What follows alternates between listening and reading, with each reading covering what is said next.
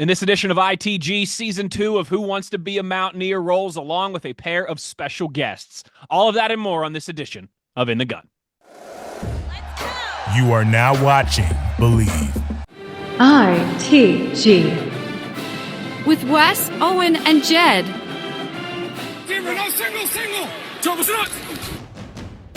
I've got the best teammates in the business. No way! They both played the game. They both know the game. Owen is the runaway beer truck known for having some fun. Owen Schmidt, you have a podcast In the Gun. Owen Schmidt, like a runaway beer truck down the sidelines. Jed is the signal caller who is the X's and O's and the brainiac. Statistically, always punting on fourth down makes no sense. So we've combined those two skill sets. Skills I've acquired over a very long career. You are In the Gun.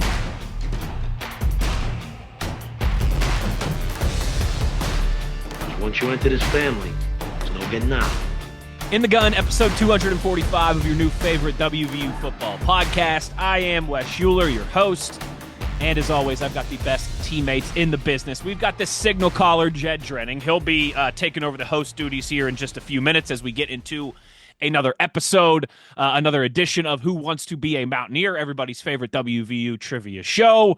And if you are looking on your screen, you've got two familiar faces who have been a part of this debauchery in the past, right? But of course, two men who deserve a fresh introduction nonetheless.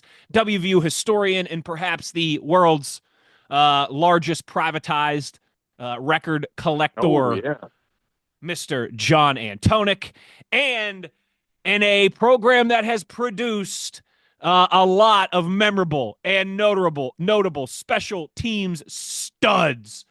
Perhaps the holder of the most memorable and notable special team moment in program history. Ladies and gentlemen, Sugar Bowl champion and punter, Phil Brady. Gentlemen, welcome to the program. Thanks for being here. Wes, pleasure to be back. Jed, I see what I see. Well, just real quick, I want to make sure these guys know what's going on here. So this is season 2 of Who Wants to Be a Mountaineer, episode 3. I have won the first 2 episodes. Ooh. So Jed has gone out and he's brought in some ringers here because he's like, we can't let Wes get to 3 in a row. That can't happen here on the show. So hope all is well, gentlemen. Yeah, all's well here. Yeah, all's well here too. Spent a Wednesday night last week in enemy territory in Blacksburg. Metallica was in town, so I had a great time. You were at that. Oh, wow. But you guys can be 100% sure I wore that flying WV on my chest in Lane Stadium without hesitation. Without hesitation. Wow. Love it. Yeah, taking your life in your own hands down there. Nah. Speaking of specialists, a friend of mine who is a former long snapper for Virginia Tech, we had a meeting together in Atlanta a couple weeks ago, and he was telling me about his experience at Mountaineer Field when Brian Josiak just absolutely destroyed him.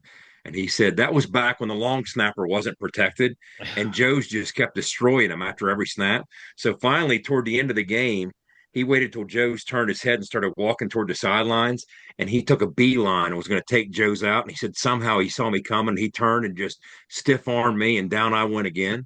But he told me, Phil, that I guess Enter Sandman was at 10:24 p.m. because that was the only part of the concert he planned on attending. Was later in the concert. It started like 6 or 7, like Pantera first, right? Yeah. It was some band I hadn't heard of. I don't want to say their name in case I get it wrong, but yeah, Pantera was second, and we were not big fans. We're Metallica guys. That's the reason we were there. So yeah, but they entered with a little snippet of Enter Sandman, so sort of like they get at the beginning of their games. And then they played the whole thing at the end to close it down as their encore. So it was actually pretty electric in there. It's a shame they can't get that environment going for their football team. I don't know. That's right. It's a shame, isn't it? How about that? Are we allowed to talk about your book, Johnny? Sure. Yeah. Plug it, baby. Well, tell us about it. It will be the 103rd brother. book that John has published. Yeah. On West Virginia sports about Bobby Bowden and his time in Morgantown. Give us a snippet. Well, I am finishing up the indexing right now. And let me tell you something, indexing a book is that's pretty thorough, man. That's when you go through and actually pick out subjects and names and in proper titles and things like that. And I'm about 2/3 of the way done, and they'd like me to be done with it. So it's going to be about Bobby Bowden's 10 years here. 4 is the offensive coordinator, and 6 is the head coach, and the trials and the tribulations that he had here, and the things that he learned, that he in the mistakes that he made, that he didn't make at Florida State to become a college football Hall of Fame coach. So I thought it was a pretty, Jed, I always did. Whenever I did projects and things, I always came back to that. And, if you Google greatest football coach in NCAA history, Bobby Bowden's name is going to come on that list. But if you Google greatest West Virginia football coach in history, he's not. And so I just thought that was interesting. And that's kind of the theme of the book. Out by the fall, right? Out by the fall. Yes. So stay tuned for that. It's going to be a good one. Very nice. Very nice. Yeah, John does. He does deep dives when he does these topics, whether it's the backyard brawl, wherever the topic might be.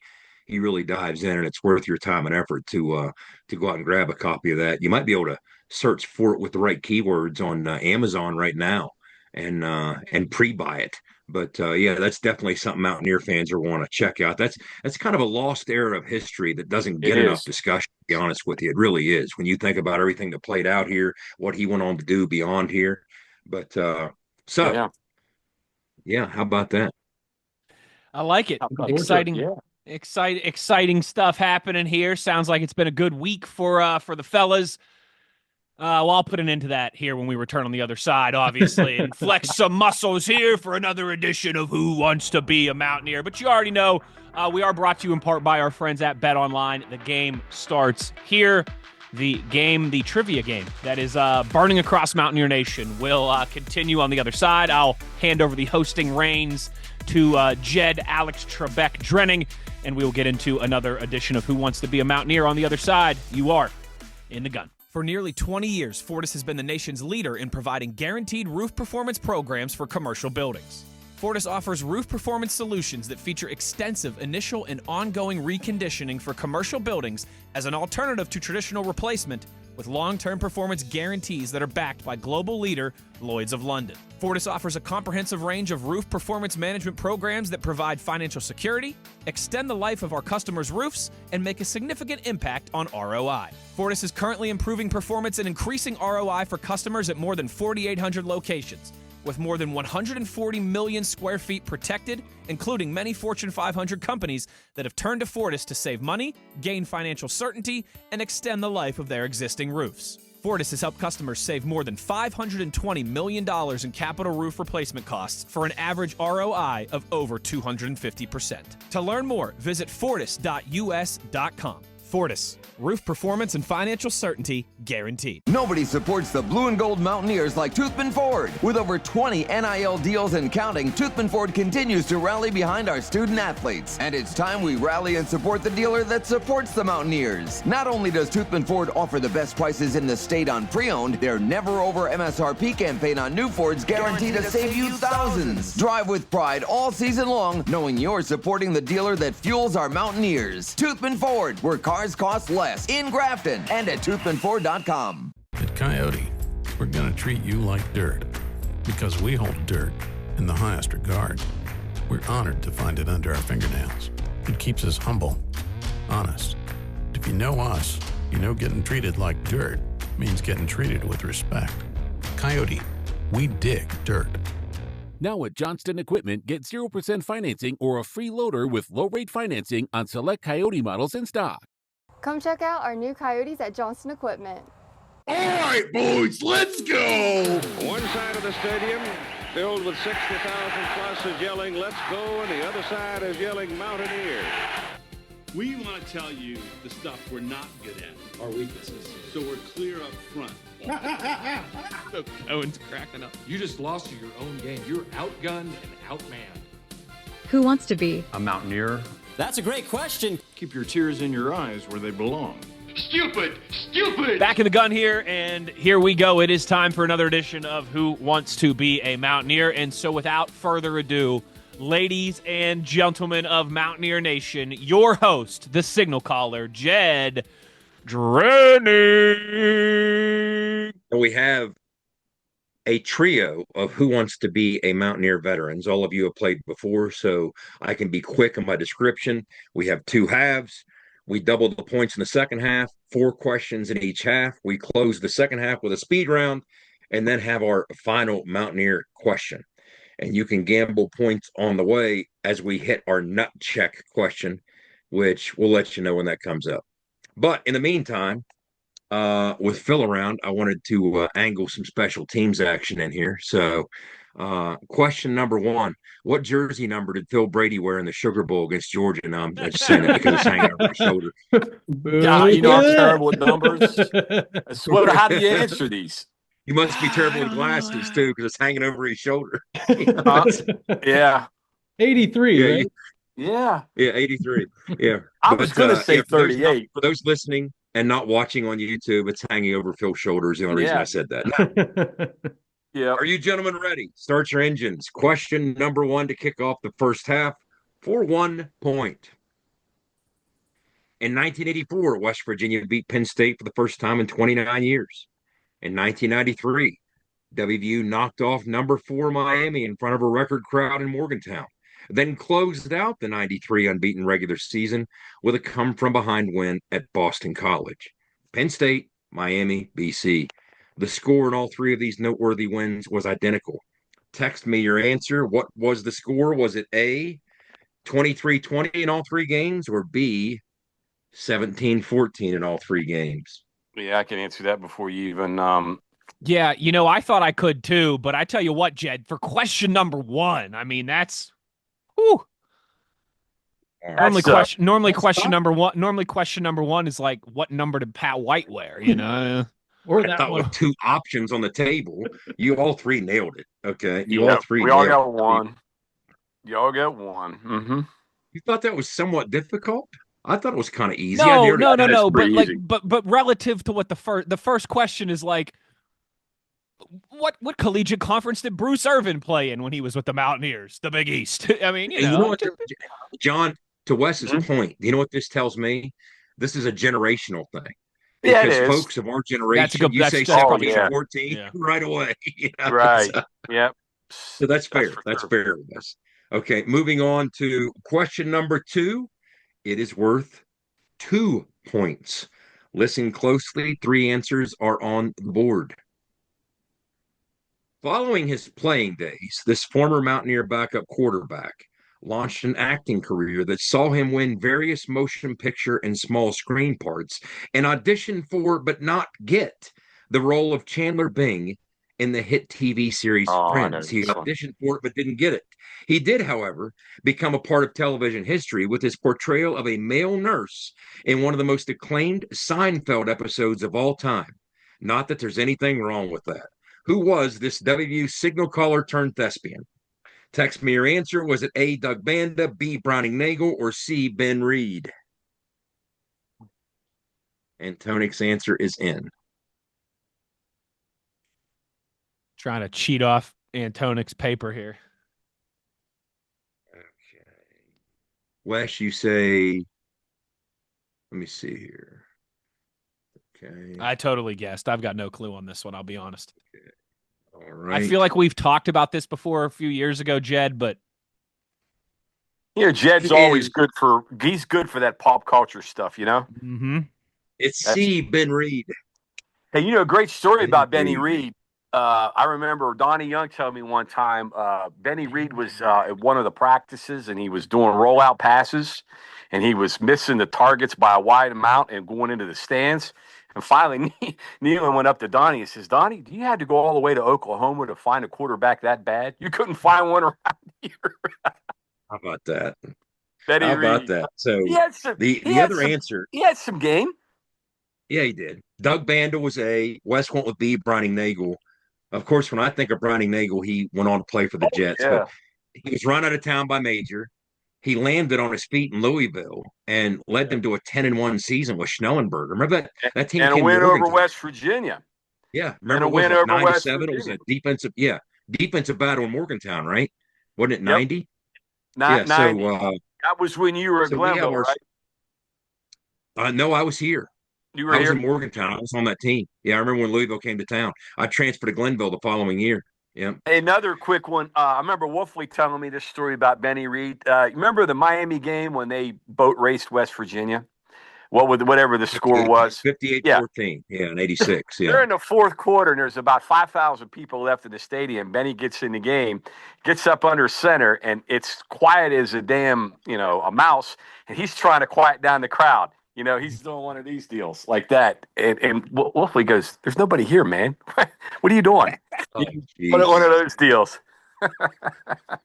I saw part of 4 games that day, and one of them wasn't in Morgantown, and I'm glad. I almost went to the Mountaineer game to start, but I went to a Tucker County JV game at North Marion, part of the Fairmont State game against Carson Newman, and I ended at Salem. That's when Rich was at Salem.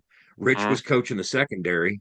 My buddy Eric Allcar picked off 4 passes as his free safety, returned 1 for a touchdown, was National NAI Player of the Week, playing for Rich down at Salem that day of that Miami game. But you saw that was 3 games that day? 3 games, a part of 3 games. Yeah, me and my buddy, we were running 100 miles an hour to get to these different games. So that puts us at 3-3-1. Phil 3, John 3, Wes 1. So we're moving on to question number 3, worth 3 points. Quite simply, 3 answers on the board. How many times did Phil Brady punt in the Sugar Bowl against Georgia? Oh, my. 4 times, 3 times, or 2 times? Oh, my. Oh. 4, 3, or 2?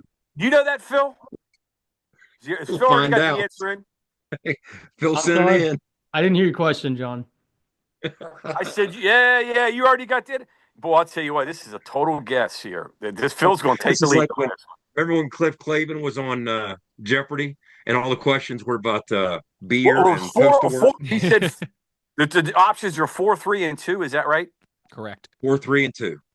Well, I know he didn't punt any in the first half. It's total guess here. Total guess. I know there's one he almost punted but didn't. Well, that does not count. That's true. I probably got this wrong. I know I got another funny story here. Once you get the answer, I'll tell you. Real quick, one. hold on. I want to know, Phil, are you like supremely confident that you know the answer, that you recall it clearly? Yeah. Okay. I know how many were inside the 10 too. Ooh. Okay. Well, I think we'll get to that. Phil's taking the lead on this one. It's not fair. Okay. Jay always does this. Here's what we got. Phil said 4. Wes said 4. Oh, John said 2. All right, correct Phil. answer is 4. 4 punts for 144 yards, 36-yard average. Phil, how many were inside the 10? 2 of them. 2 of them inside the 10. Well, I got just barely. I got both of them on the 9. I got the 2 part. No, Funny story. Obviously, Phil can tell it better than me, but he probably wasn't aware of this. When you tried the fake punt, Castile told me this story. As soon as the defensive coaches heard on the headset that the fake punt was on, every single one of them walked down to the yardage mark that you had to get there, because they were scared to death that if you didn't get it, that they weren't going to stop them. They were going to lose the game.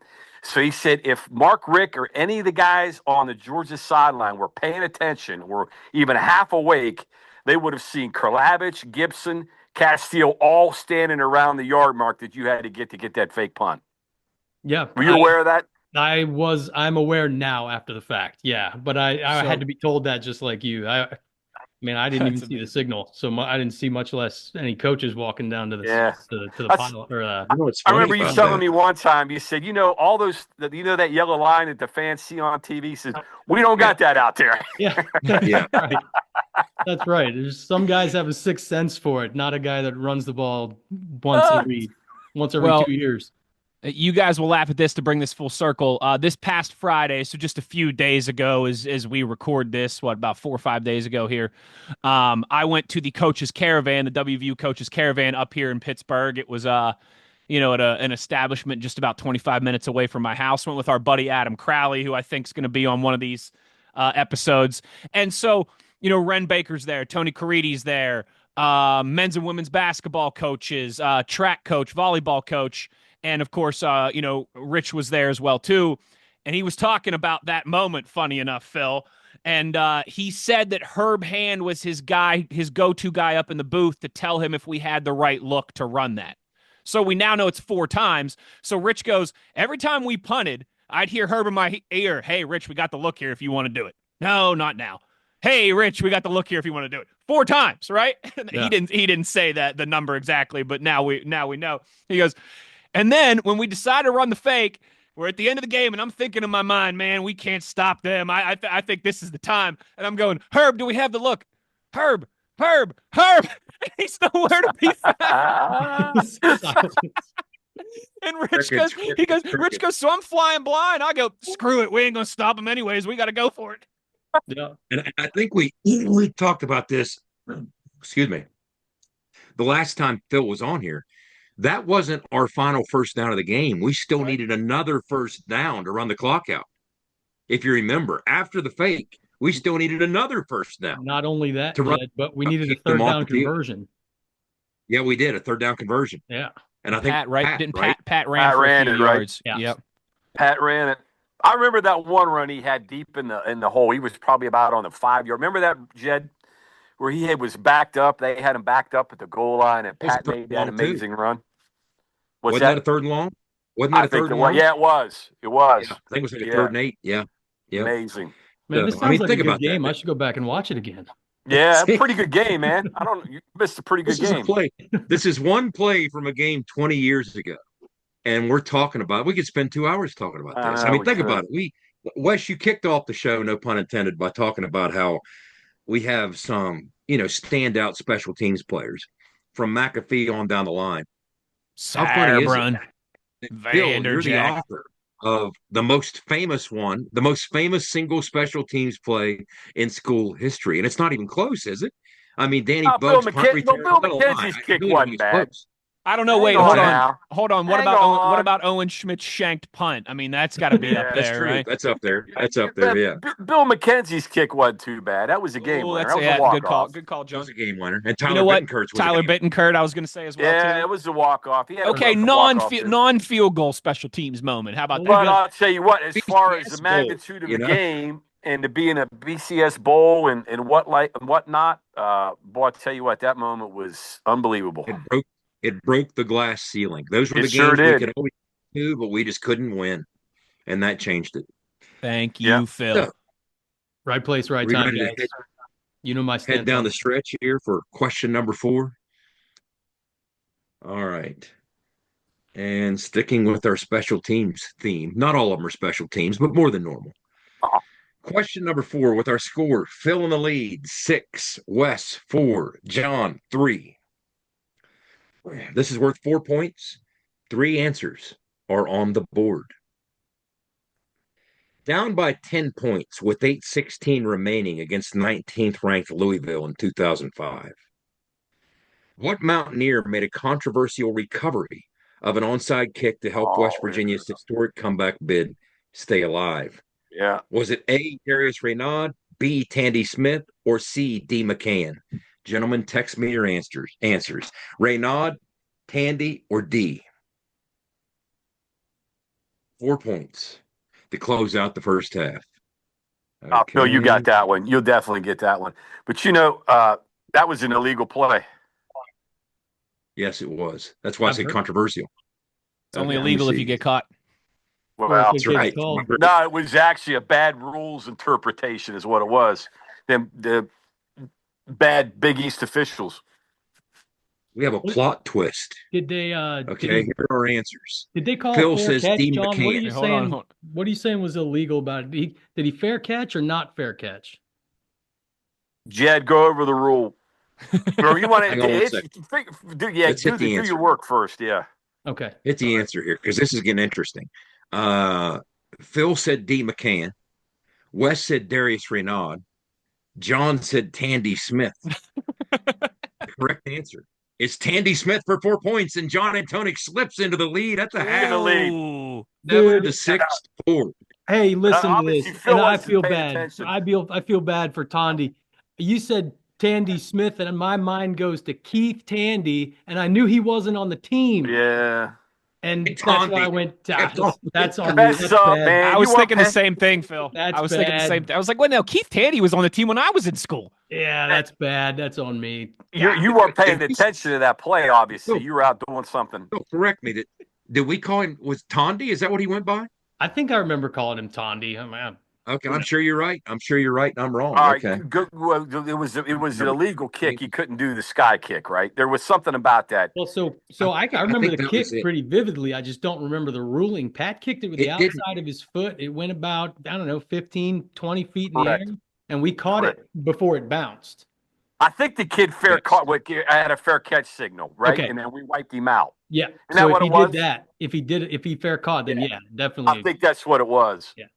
I mean, great. He didn't kick that off the ground, did he? That would have been a off the tee. He was off the tee, but instead of taking a full regular swing, he did his little fancy soccer stuff and kicked it with the outside of his foot. It's a ballsy play, man. Correct me if I'm wrong. That was a Bill Stewart call, right? I thought he had kickoff team. You know that, Jed? To be honest with you, I don't recall. Yeah. Okay, here's the story headline. The Big East Conference says game officials were wrong in failing to call penalty on an onside kick by West Virginia in its victory over Louisville. We're acknowledging that a mistake was made on the play, John Paquette said Tuesday. We don't have a formal statement on it. With the Cardinals leading 24-14 in the fourth quarter, the Mountaineers attempted an onside kick, sending a high looping ball in the air. Louisville receiver Jimmy Riley tried to catch the ball, but was hit by a West Virginia player, and the Mountaineers recovered. Unlike a kickoff that rolls on the ground, which is fair game for any player that goes after 10 yards, the receiving team must be allowed to field a ball in the air. A penalty flag was thrown, but was waved off. So, in other words, there you go. Kickoff, in other words, that's why I was asking, Phil. The kick, it was from the tee, but I was wondering, did he turf it and then put it in the air? No, he didn't. Sky kick. Yeah. And if it's a sky kick, you absolutely have a free chance to field it under any and all circumstances. Right. And they called that, but then waved it off. They shouldn't have waved it off. There's the controversy. Well, here's another little inside baseball reason why you kick to your own sideline, because while they're talking about it, you know that our coaches are in their ears. Yep. So if we kick it to the other side, you bet that flag doesn't get waved off. That's a good call. Mr. Petrino wouldn't have liked it. Yeah. Okay, so I tell you what, guys, we got a battle going on. John slips into the lead with Tondy Smith. Apologies, Tondy, if you're listening.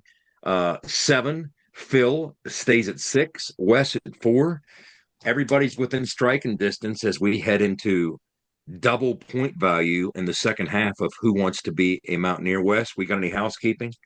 Yeah, just a thank you to our friends at Toothman Ford. We all know cars cost less in Grafton. Big shout out to JR and everybody there at Team Toothman. And of course, a thank you to the good people at Fortis and our buddy Rick Lewis for roof performance and financial certainty guaranteed. You got to visit fortis.us.com. To get Rick or JR or both on here. That would be fun. Go at with some West Virginia trivia. Have a sponsor shootout, Get Tim Johnston on here. Yeah, get them all on here. Sponsor off. Okay. Now remember, in the second half, point value doubles. 4 questions as well. But in the second half, at some point, hidden in the questions is your nut check. When we come to the nut check, we'll remind you you're allowed to bet anything you've earned up to that point, plus the value of the question will be on the line. So, to start the second half, worth 2 points. John up 7-6-4. This is funny, Wes, because of the question we had last week in last week's show. It's kind of a playoff of that. On Thanksgiving night, a cold Thanksgiving night in 2005, WVU celebrated the first jersey retirement in school history as we pounded the Pitt Panthers 45-13. The number 75 worn by what legendary member of the 1954 Sugar Bowl squad?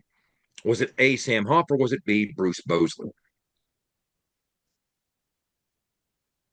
Ding, ding, ding. Sam Huff it is. So 2 points across the board for one and all. 9-8-6. Okay. Yeah, we were just talking last week, John, that Sam's not a consensus All-American. And that's so odd because we were going through a question of which of these guys is not.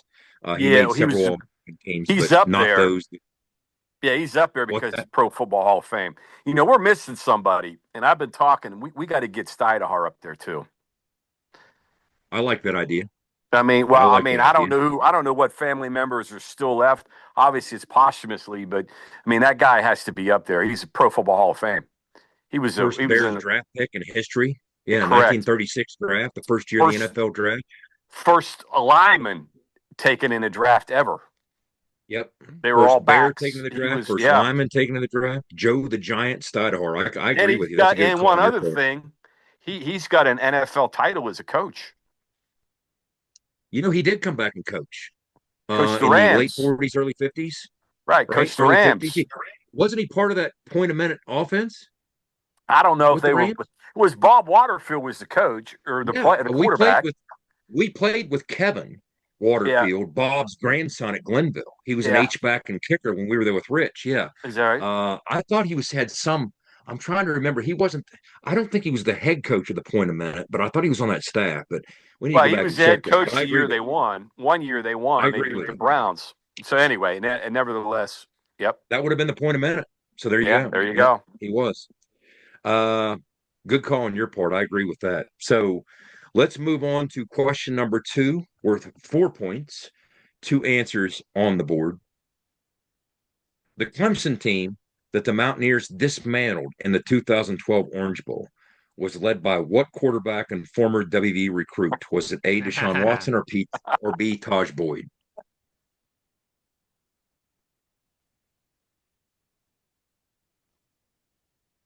Okay. No trickeration there. Everybody nailed it. It Yeah. is Taj Boyd. We were hot and heavy after Taj Boyd, fellas. Let me see here. Okay. Ended up with a pretty good one. I was just saying, it turned out Worked pretty well out for the all right. Mountaineers, didn't it? Yeah, one I'm still playing. Yeah, Yeah. one I'm still playing. One of them And just getting signed paid pretty well another for it. massive contract. Yeah, I was gonna say one of them's got a lot of commas in his bank account. That's right. That's true. Yeah. Yeah. Okay.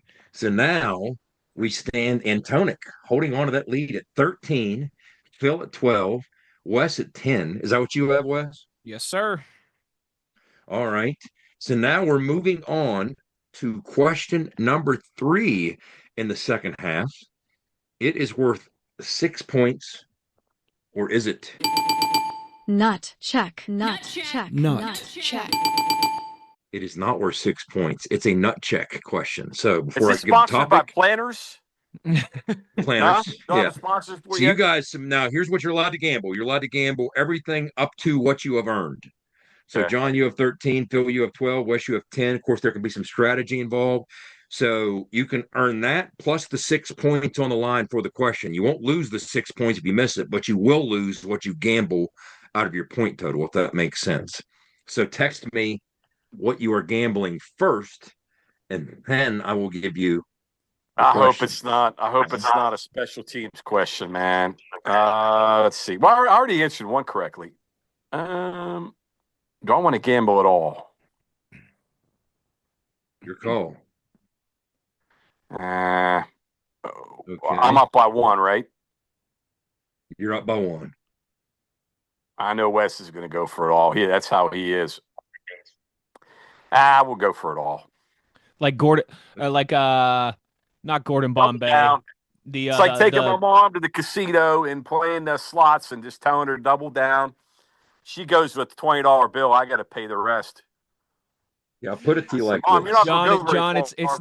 it's not worth winning if you can't win big. Exactly. Mighty Ducks. Exactly. So, John, you asked if it was a special teams question. It's not a special teams question. I still It's could the do special teams question. It's the special teams question. Oh no, I'm Okay. losing it all. So I'll give you a hint of how difficult this is. I limited it to 2 answers. Okay, so you got a 50-50 crack. 50-50, that's right. This is one of those kind of backdoor Mountaineer trivia questions. Ready? What punter was Phil Brady's Georgia counterpart in the 2006 Sugar Bowl? My A gosh. Bulldog who was a 4-year starter and graduated with the UGA record for most punts in a career. Was it A, Jonathan Kilgo, or B, Gordon Eli Kelso? That sounds like that 70s show character. Well, I can't remember the names, so I'm just gonna have to go first or second. Okay. I'm losing. I'm losing it all. Okay. All right. Okay. Here, Wes, I you lost sent it. it Okay, all. you sent it in, Wes. Yeah. Okay. So, Wes, you said Kilgo. John, you said Kilgo. Phil, did you know it was Gordon Eli Kelso, or did you guess? I had a pretty strong sense once you said his name.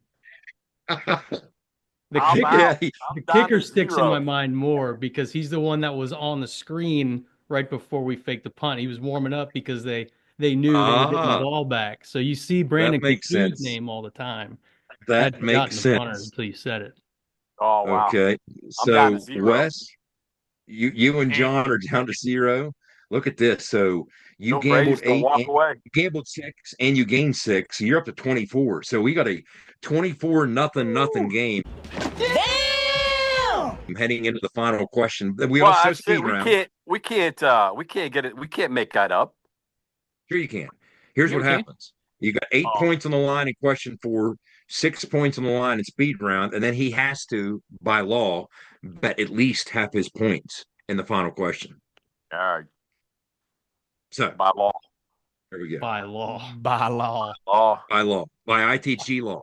Lock me Okay. in. So Damn punters questions. What was the guy's name? Gordon Eli Kelso. Gordon Eli Kelso. I thought that was a fake name. I thought Jed just made that up. I was going to say hey, Gordon you know what Liddy. it I sounds almost said fake? Gordon Sounds Liddy. sounds like a character from Andor, Jed. I know It 3 does. Gordons. That Wes, guy, remember Gordon you said Liddy, that and here a Gordon couple Gee. shows. Okay. Gordon That's Gecko. the only 3 I know. Well, what's funny is I removed one because they had a backup punter named Lee Jackson. And I'm telling you, a Georgia punter named after a bunch of Confederate generals, that sounds made up. All right. So I just removed him from the equation and gave you a 50-50 chance. At least I made it a coin toss, right? That's fair. That's fair. That's not even. Who wants to be a Mountaineer knowing the Georgia punter? Yeah, this is a great job, Jed. Great trivia. Someone's a How little well do you salty. know Phil Brady's counterparts? Yeah. Right? Phil Brady knew his counterpart. Yeah. Here we go. Yeah. Who Question wants to be a 4. Know Mountaineer? thy enemy, Jed. Question 4. 8 critical points at stake here. 3 answers on the board. How many 1,000-yard rushing seasons did Houdini-like Mountaineer signal caller Major Harris amass during his record-setting career at West Virginia? How many 1,000-yard rushing seasons? None, 1, or 2? John, you got yours in? Okay.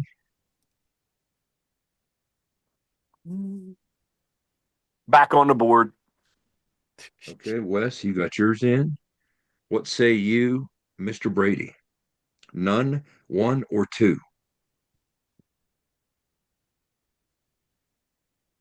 Okay. You all said 0. The correct answer is 0. Most he rushed for in a season, 1989, net of 936. He had over 1,000, but it was 144 lost. His rushing totals in 3 years, 1987, 615, 1988, 610, 1989, 936. So there are Major's 3-year totals. Now remember, that was 11-game regular season and all that. Right. So they weren't playing 12 games back then, so that impacts that as well. But so 32 to 8 to 8. And now we move on to 6 points possible with 3 speed round answers. Now, if you remember this, I give you a category, I give you 2 names, and you quickly tell me the leader in that category. So text me as quickly as you can. What's it? Text me. Text as well. So the others don't hear it. You know what I mean? I got you. And I'll write them down as fast as I can to organize it, and then I'll give you the next one. So we're going to start with speed round, 2 points each. Most career forced fumbles. Reed Williams or Canute Curtis?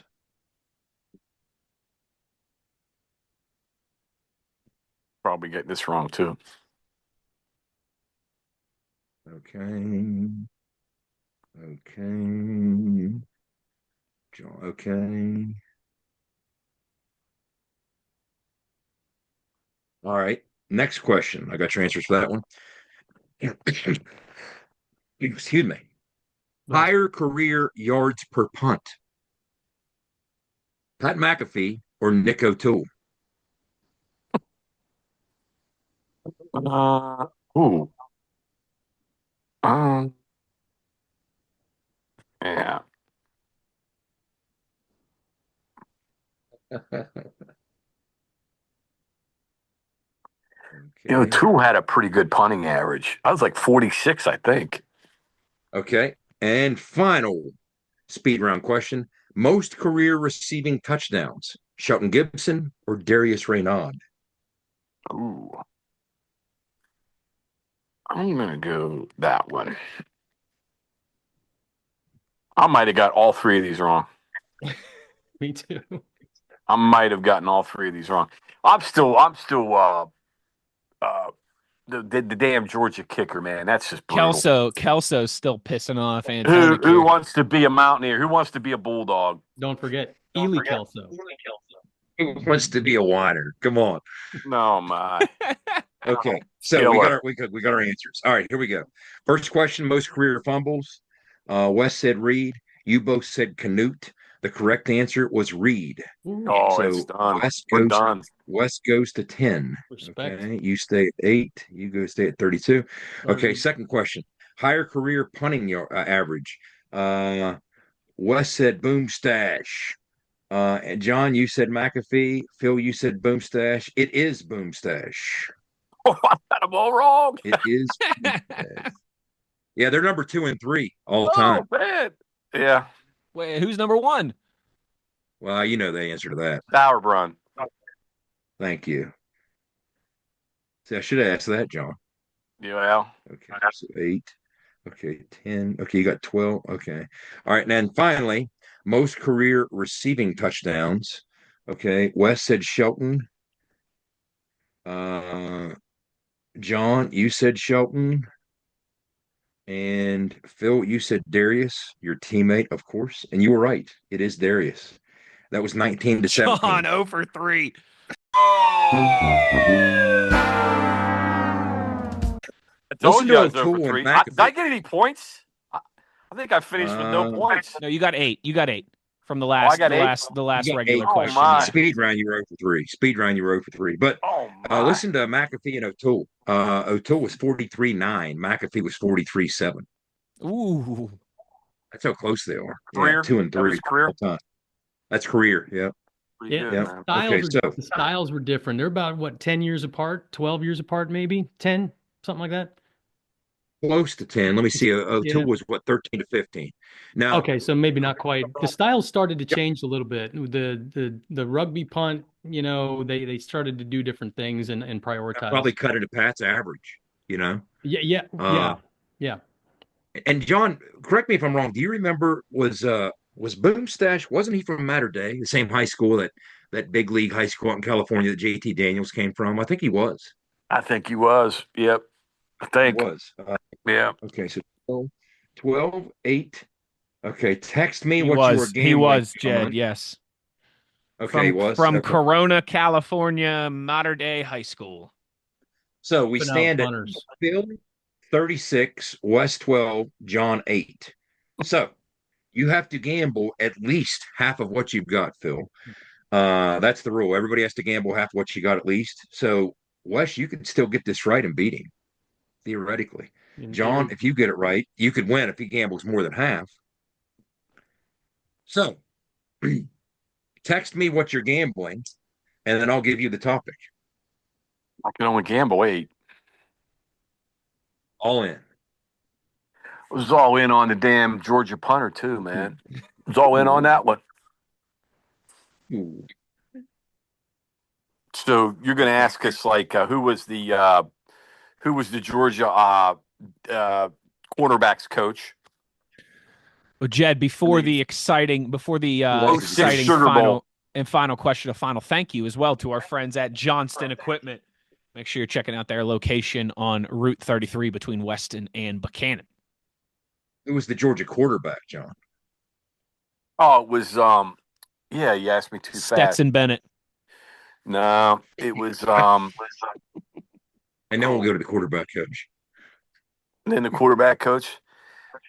Oh, he was a well, I don't. DJ I Shock. know it, but I don't know it. Good thing this wasn't DJ speed Shock. round. Yeah, DJ Shock. DJ Chocolate. Yeah. Yeah. They had a heck of a tight end on that team too. What was the tight Leonard end's Pope. name? Leonard Pope. Yeah. Big old tall Leonard Pope. Yeah. Yep. Okay. So, John, you're betting it all. Phil, you're betting half your 36. Wes, you're betting 11 of your 12. Very interesting. Very interesting. Okay. You're gonna come up with a point, right? I just don't want to be. I don't want to be goose egged at the end of the day. Goose egg. Yeah, that's me.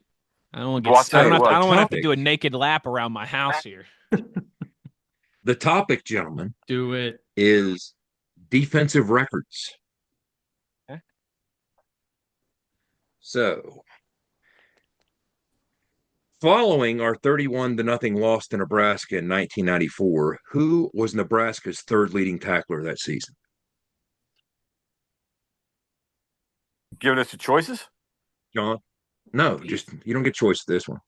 Oh, he's winding you up. I'm going to say Trev Alberts. I don't know. That's a pretty good guess. I have no idea.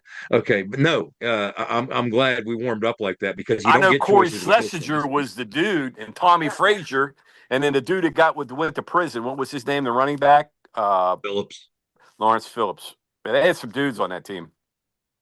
I don't think Trev Alberts was on that team. He might have been before that. Yeah, to me he was. Yeah. But defensive records, okay. Yeah, you don't get multiple choice with this one. It's something you just guess at, but I phrased the question in a way that you can guess. So here we go. In a 2017 loss to Oklahoma State, Mountaineer linebacker David Long set a West Virginia school record for tackles for loss in a single game. How many TFLs did Long rack up against the Cowboys that day in Morgantown? There's your question. Text me your answers. I think I know that How many one. TFLs? There you go, John. I think I know that one. I think that's right. I could be wrong. The speed round, I was 0 for 3. Oklahoma State 2016, 2017? 2017. Mason Rudolph and that crew. At home. At home. I think that's right. I could be wrong. Mason Rudolph, senior year, huh? David Long. Actually, it might have been. No, it was. I think it was his senior year. That was the same year. I'm trying to remember when I watched that Pitt tape when they were up 49-14 at the half at what was Heinz Field back then, when they were shredding that cover 4 for Pitt as we were getting ready for Oklahoma State. I think it was the same year. I know during that game, I sat next to Kevin Colbert, and he was taking copious notes on Mason Rudolph and the wide receiver. Who was the wide receiver? Washington? James Washington. Yep. Washington, yeah. Bolitnikov winner. Yeah, ended up drafting them both. So, you guys all have your answers in. And I will give you the answers you gave, and then I'll give you the answer. Wes, you said 5.5. John, you said 6. Phil, you said 6. Darryl Talley in 1980 against Penn State had 5 at the time, a West Virginia record. That record was broken by James Dirty Davis in 2000 against ECU with 6. David Long Jr. had 7 in a game. You damn guys are Googling. West Virginia also got it, though. We got it wrong. We all got it wrong. Yeah, we all got it wrong. West Virginia also had a pick 6. Be pretty Did I shitty. get it right? I'm fired. I'm the completely game. fired. So listen to this. They set a TFL record. They had a pick 6 and they blocked a punt and they lost 50-39. Why? Yeah. Oklahoma State had 19 possessions. That's why. That's pretty good. All right. Well, Jed, speaking of a bunch one damn answer right. Hold on. Let's see if John could get this. Speaking of, guys that spent time with the Pittsburgh Steelers, who had the pick 6 for the Mountaineers in that game? Jed, do you remember this?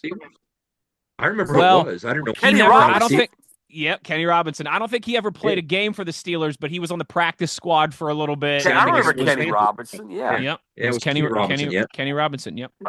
He's in the UFL now, I believe, on Anthony Beck's team. The pick 6 cut the lead to 30-24, and that place came to life. I mean, Mountaineer Field was rocking, if you remember, and it really felt like everything was going to tilt our way, and it just we couldn't get a stop. But, well, I'm fired from trivia night. I didn't get one damn question right. Bring Fatty back so I can win something. John is gonna have to pay us to never release this episode, so his reputation as the WVU historian doesn't get tarnished. We can't help it. You were winning at halftime. I know. Well, the damn Georgia question threw me off. You got distracted. I got Gordon Liddy. Question. What was the guy's name? Gordon Liddy? What was his name? G. Gordon Liddy. Yeah, G. Gordon Liddy. Got me. G. Gordon Liddy. Oh, man. Can't hold a lead, Anthony. Brutal. Can't hold a lead. Man. That's all you had to do. Hey, all you had to do I'm was a born loser. You'd have won, John. What's that? If you'd have just shut him out in the second half, you'd have won. Yeah, I could have helped. I just need to run out the clock, right? I just need to hold on to the ball and run out the clock. That's it. That's hold it. on to the ball. 18-1-0 is our final score. That's an interesting score. A barn burner. Phil Brady champion. Phil snaps Wes's winning streak.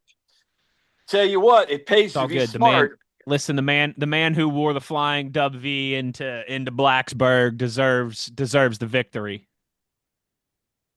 Is that the first time anybody's ever got no points in this thing? No, it's happened a couple times. Happened a couple times. How many times has Owen played? It's really. That's only because he's just been hit in the head too many times. That's the problem with him. Yeah. Oh shoot. Well, gentlemen. Like out. Yeah, that's right. This was a lot of fun. A thank you to our host as always for throwing this together, and congratulations to our new champion. Don't worry, John. I'm sure Jed will nab you back in here, and you'll have a chance at redemption before too much long. But for the Sugar Bowl champion / Who Wants to Be a Mountaineer champion, Phil Brady, for the historian whose job might now be getting downsized, John Antonik, and for the signal caller, Jed Drenning, I'm Wes Schuler. Thanks to our guys Skyler and Big O as well, too. The one thing we all ask of you before we get out of here is to be an ear and tell an ear about your new favorite WVU football podcast. Speaking of which, I mentioned that Coach's Caravan that I went to this past Friday. I think I had three or four different people that came up to me and were like, "We love listening to the podcast, love the show, keep up the good work." So I meant to give a shout out to everybody who had nice things to say about ITG at the WVU Coach's Caravan on Friday night. Thank all of you as well, and keep spreading the good word about your favorite WVU football podcast. That'll do it for this edition of ITG. Take care, everybody. We'll talk to you soon. You've been in the gun. ITG. The fun doesn't have to stop here. Be sure to hit subscribe and never miss an episode. If you have any questions, suggestions, or feedback, be sure to follow us on X at In the Gun Podcast. Join us again next time. Until then, tell an ear to tell an ear about your new favorite WVU football podcast.